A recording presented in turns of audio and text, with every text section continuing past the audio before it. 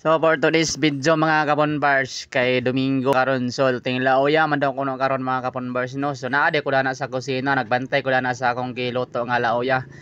Lauya na siya na manok, so gisagula na siya gulay, ang ilalim na nay kuan na karning manok na sa ilalom. So gulay na siya.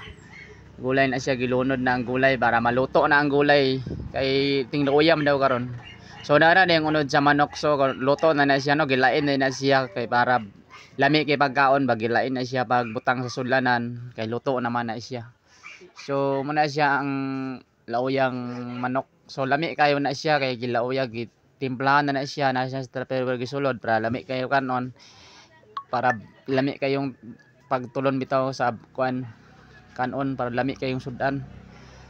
So karon kay naman ang laluto naman ang sabaw na lauya. So sa di pa dita mo kaon, magampo dai data no.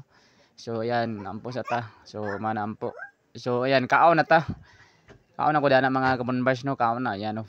Paspas ko mo dapalo kay lami mang sudan. Lab kaon sige. Yan no, kaon ko dana paspas ko na kaon. So lab ay na magpaningala dana sa akong kaponbars na nganong dahon na akong gimong plato ug bago lagi sulan sa sabaw.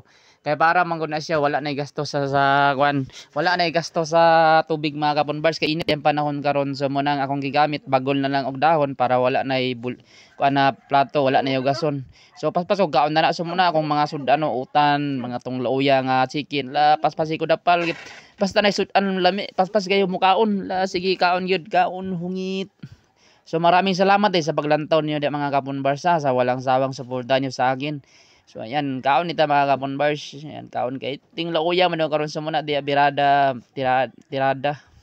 Maglauya ta sa kaon la kaon. So nasa ikon din ni sa nagtanaw din dia. So mga on dita, yan kaon paspas kaon, higop sabaw, yan, higop sabaw. Kaon mga idol, mga kaponbars. Shout out day ko sa inyong lahat dia. Mga kaponbars, sa inyong tanan, shout out ko. So ako din ang papa na sa likod no.